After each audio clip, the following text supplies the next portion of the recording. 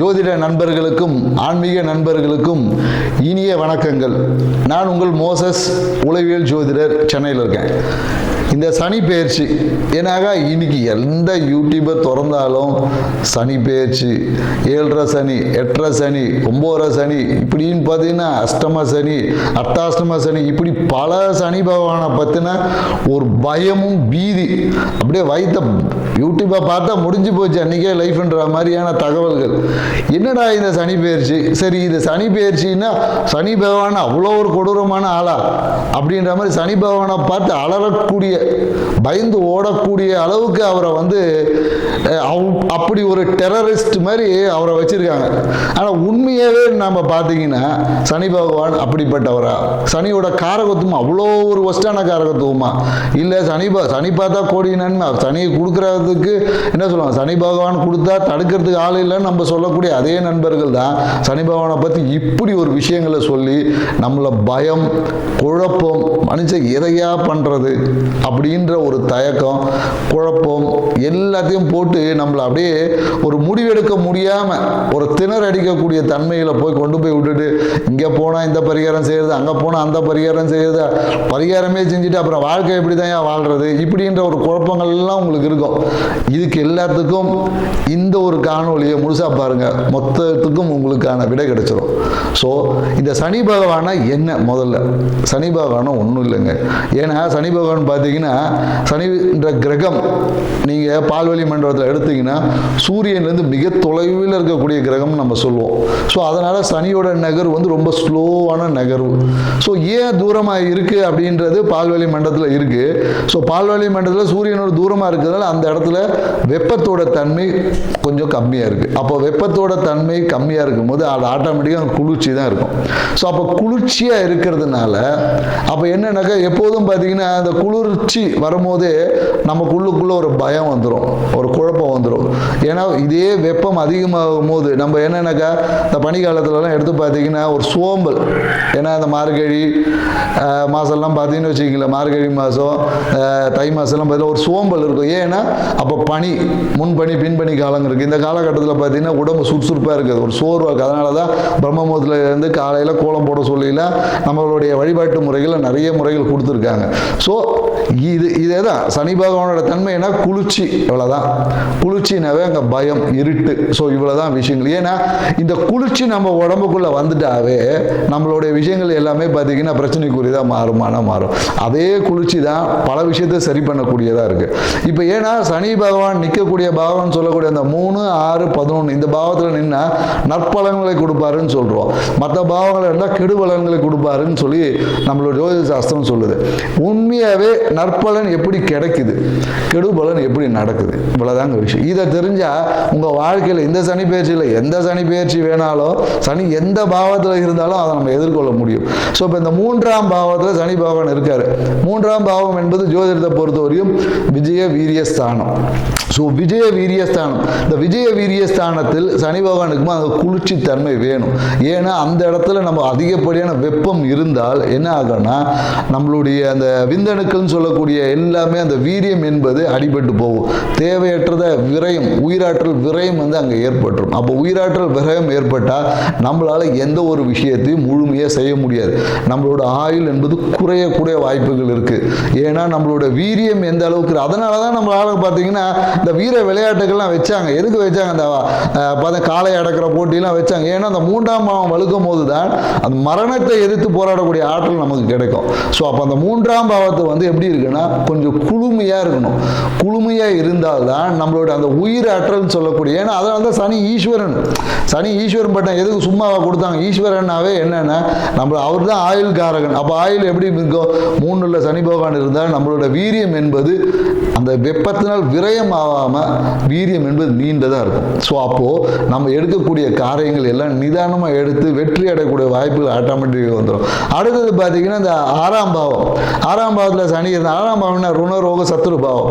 So இந்த பாவம் என்ன பண்ணும் அப்படின்னு பார்த்தீங்கன்னா வச்சுங்களேன், ஒரு மனுஷனுக்கு ஒரு வியாதி எதனால் வருது அப்படின்னு சொல்லி மருத்துவம் சொல்லுதுன்னா வெப்பத்தால் தான் வருது. அதாவது என்ன சொல்லுவாங்கன்னா மருத்துவத்தில் என்னடா இது ரொம்ப மருத்துவமாக பேசுகிறேன்னு சொல்லு. ஏன்னா இன்னைக்கு வாழ்வியலுக்கு இதெல்லாம் தேவை இருக்குது. உங்கள் வாழ்வியலே ஒட்டி தாங்க ஜாதகமும் நடக்குது, எல்லாமே இருக்குது. ஸோ அல்கலைன் அசிடிக் கண்டிஷன், உங்கள் உடம்பு எப்போ அசிடிக் கண்டிஷன் வருதோ, அசிடிக் கண்டிஷன் என்பது வெப்பம், அல்கலைன் என்பது குளிர்ச்சி. அப்போ நீங்கள் குளிர்ச்சி என்பது சனி பகவான் தான் குளிர்ச்சி. அங்கே குளிர்ச்சி அல்கலைன் என்பதே சனி பகவான். ஏன்னா நீங்கள் லெமன் சால்ட் போடும் போது அது அல்கலைன் வாட்டர். அப்போ அல்கலைன் சனியோட காரகத்துவம் தான் எலுமிச்சம்பழமே. ஸோ அப்போ அங்கன்னா அல்கலைன் வாட்டர் என்பது சனி பகவான் தான். அப்போ கேன்சரை குணமாக்கக்கூடிய ஆற்றல் கூட அதில் இருக்குன்னு தான் சொல்ல. அல்கலைன் வாட்டர் குடித்தா கேன்சரை குணமாகும் என்று இன்னைக்கு மருத்துவம் ஒத்துக்குது. ஸோ அப்போ அந்த ருண ரோக சத்துரு ஆறாம் பாத சனி பகவான் இருந்தால் இருக்கக்கூடிய மொத்த நோயும் காலி, நோயே இல்லை. எதிரி என்பதே நமக்கு கிடையாது, எதிரியே நண்பன் ஆயிடுவான். ஸோ அப்போ அந்த இடத்துல நம்ம வந்து வெப்பம் அதிகமாக இருக்கணுமோ, அது என்னது நம்ம கேன்சர், இன்னைக்கு எய்ட்ஸ், இன்னைக்கு சொல்லக்கூடியத பல வியாதிகள் எதனால் வருதுன்னா உடலில் அசிடிக் கண்டிஷன், அதாவது வெப்பம் அதிகமாக வருது. அந்த இடத்துல நமக்கு குளிர்ச்சி ஏற்படும் போது அதுவே குணமாக்கும் மருந்தாக இருக்குது. ஸோ அதனால் சனி பகவான் 6ல் இருந்தால் அபரிவிதமான நல்ல பலன் சொல்கிறேன். அதே 11ஆம் பாவம், 11ஆம் பாவம் லாபஸ்தானம், மனமகிழ்ச்சி. இப்போ லாபம் மனமகிழ்ச்சி எங்கே இருக்கும்னா இப்போ நம்ம மனமகிழ்ச்சிக்காக எங்கே போகிறோம்? ஊட்டி கொடைக்கானல் தான் போகிறோம். ஊட்டி கொடைக்கானல்லாம் என்ன குளிர்ச்சியான பிரதேசங்கள், மலை பிரதேசம் போகும்போது ஹாப்பியாக ஹனிமூன்லாம் போகிறாங்க. எதுக்கு போகிறாங்க? குளிர்ச்சி. அப்போ அந்த குளிர்ச்சி இருக்கும்போது தான் மனம் என்பது மகிழ்ச்சி அடையும். மனம் என்பது தேவையில்லாமல், மனம் என்பது அதிகப்படியான வெப்பத்தினால மனம் என்பது அலைபாயும். ஆனால் அந்த இடத்துல அலை போயாமல் அப்படியே கூலாக நிற்கும் போது உங்கள் லாபம் மன மகிழ்ச்சியெல்லாம் பெருகும்.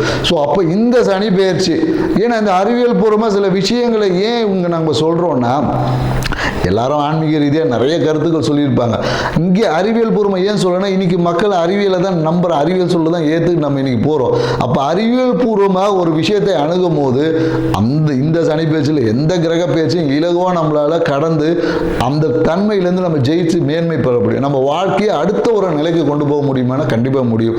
ஸோ அதுதான் நம்ம இங்கே சொல்ல வருது. ஏன்னா இந்த கோயில்கள் நிறைய பரிகாரங்கள் சொல்லப்படுது. இந்த கோயில் போனால் என்ன நடக்கும்னா நம்மளுடைய, ஏன்னா சனியோட தத்துவம் பார்த்தீங்கன்னா ஆகாய தத்துவம். அதாவது என்னன்னாக்கா கோயில்கள் எல்லாமே விமானம் வச்சிருப்பாங்க. பழங்காலத்து கோயிலில் பார்த்தீங்கன்னா இந்த 12 வருஷம் இந்த குடமுழுக்கெல்லாம் போடுவாங்க, அந்த விமானம் சொல்லுவாங்க. அந்த விமானம் என்பது என்னன்னாக்கா பிரபஞ்சத்தோட தொடர்பு இருக்கும். அப்போ அந்த விமானத்தின் வழியாக நீங்கள் கோயிலுக்கு போக உங்களோட ஆகாய தத்துவம் என்பது விரிவடையும். ஆகாயம் நமக்கு எந்த அளவுக்கு இடம் கொடுக்குதோ அவ்வளோ தூரம் நம்மளுடைய லக்ஸரி லைஃப் என்பது இருக்கும். அப்போ தான் மற்ற பஞ்சபூதங்கள் நெருக்கடி இல்லாமல் அதனுடைய வேலையை செய்வதுக்கு. அப்போ ஆகாயம் என்பது அந்த இடத்துல விரிவடையும். விரிவடைந்த ஆகாயத்தில் நம்மளோட வாழ்வியல் முறை வெறுமனே கோயிலுக்கு போயிட்டு வந்து 2 பேருக்கு அன்னதானம் கொடுத்துட்டு வந்துட்டு சனி பகவானோட விஷயம் தீர்ந்துருமானா கண்டிப்பாக தீராது. உங்களோட வாழ்வியல் முறையிலும் கண்டிப்பாக மாற்றங்களை ஏற்படுத்தணும். அப்படி ஏற்படுத்தக்கூடிய மாற்றம் மட்டும்தான் இந்த சனி பயிற்சியிலிருந்தும், எல்லா சனி பயிற்சியிலிருந்தும், எல்லா கிரக பயிற்சியிலிருந்தும் உங்கள் வாழ்வையை மேன்மையடைய முடியும். அந்த ஒரு விஷயத்தை தான் நம்ம ஒவ்வொரு ராசி பிரகாரம் இப்போ நம்ம பார்க்க போகிறோம். ஸோ வாங்க நம்ம போகலாம். துலா ராசி எப்போதும் எல்லா மனிதர்களையும் வந்து எடை போடும். அதாவது எடை போடும் என்னது அனலைட் பண்ணி இவங்க சரியான நபரா தவறான நபரா எப்போதும் ஆய்வு செய்வது இவங்களுக்கு ஒரு வேலையாக இருக்கும். இதனாலேயே என்னன்னாக்கா இவங்களுக்கு மிகப்பெரிய மன அழுத்தம் வந்துடும். ஏன்னா இந்த துளாராசிக்காரங்க பார்த்தீங்கன்னா ஊருக்கு உபதேசம் பண்ணணும்னு அல்வா சாப்பிட்ற மாதிரி அப்படியே திருநெல்வேலியில் வாயில் வச்சுன்னு அப்படியே இறங்க போகிறாங்க. அதே போல தான். ஆனால் இவங்களுக்கு ஒரு முடிவு எடுக்கணும்னு வச்சுக்கோங்க, 1% கூட எடுக்க முடியாது. ஏன்னா இவங்களுக்கு எல்லா விஷயங்களும் தெரிஞ்சதுனால அந்த ஓவர் நாலேஜில் என்ன பண்ணுவாங்க, மிகப்பெரிய மன அழுத்தத்துக்குள்ளே போய் சிக்கி வைப்பாங்க. இதுதான் இவங்களோட வீக்னஸ். அதனால் துளாராசிக்காரங்க முடிவு எடுக்கணும்னா கொஞ்சமாக யோசித்தா மட்டும்தான் இவங்களுடைய விஷயத்தில் முடிவு. ஆனால் மற்றவங்களுக்கும் அட்வைஸ் கொடுக்குறதா மிகப்பெரிய ஒரு என்ன சொல்கிறது சக்ஸஸ் இவங்க கீழே இருக்குது. இதுதான் இவங்களோட தனித்திறமை. இவங்களுடைய விஷயத்தில் முடிவு எடுக்குது. அவங்க வாழ்க்கை துணைக்கிட்ட விட்டுட்டு இவங்க சைலண்டாக இருந்தாங்கன்னா பாதி விஷயம் இவங்களுக்கு சரியாயிடும். ஸோ இந்த சனி பேச்சு இவங்களுக்கு எப்படி இருக்குன்னு பார்த்தீங்கன்னா, சனி பகவான் 6ல் இருக்கார். 6னாவே பார்த்தீங்கன்னா என்னென்னக்கா நல்ல தன்மை. சனி பகவான் 6ல் இருக்கிறது என்ன ஆகும்னா, துளாராசிக்காரங்களுக்கு இதுவரை எந்த வியாதிகள் இருந்திருந்தாலும், அது எவ்வளோ பெரிய கொடிய வியாதியாக இருந்தாலும் வச்சுக்கோங்களேன், இது எல்லாமே குணமாகறதுக்கான வாய்ப்பு இது தாங்க. எந்த வியாதி, ஏன்னா இன்னைக்கு இருக்கிற மிகப்பெரிய வியாதிகள் எவ்வளோ இருக்குது, அது எல்லா வியாதியும் துளாராசிக்காரங்க இந்த வருடம் சரியாக போகுது.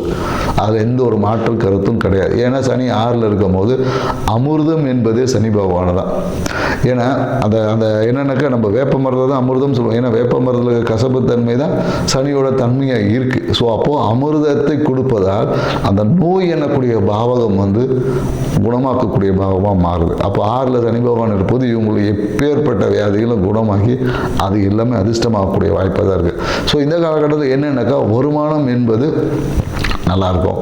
ஸோ வீடு சார்ந்த விஷயங்கள் சூப்பராக நடக்கும். வீடு இது நாள் வரையும் எதனாக்கா ஏதோ ஒரு விதத்தில் தடைப்பட்ட அந்த விஷயங்கள் எல்லாமே சரியாகும். ஏன்னா இவ்வளோ நாள் அம்மா பற்றின ஒரு சிந்தனை, அம்மா பற்றின ஒரு விஷயங்கள் இருக்குது, இது எல்லாமே சாதகமாக மாறக்கூடிய வாய்ப்பாக இருக்குது.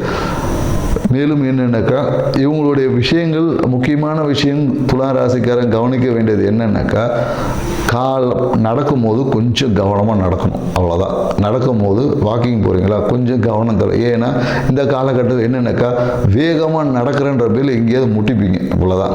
ஸோ ரெண்டாவது ஒரு விஷயம் என்னென்னாக்கா, ஒரு சின்ன ஏதாவது ஒரு தேவையில்லாத ஒரு பிரச்சனைகள், ஏதாவது சின்ன விஷயங்கள் சிக்குவதற்கு வாய்ப்பு இருக்குது. பட் அது பெருசாக ஒன்றும் இல்லை. அது எதனால் நடக்குன்னா உங்களோட அவசர புத்தியால் நடக்கும்.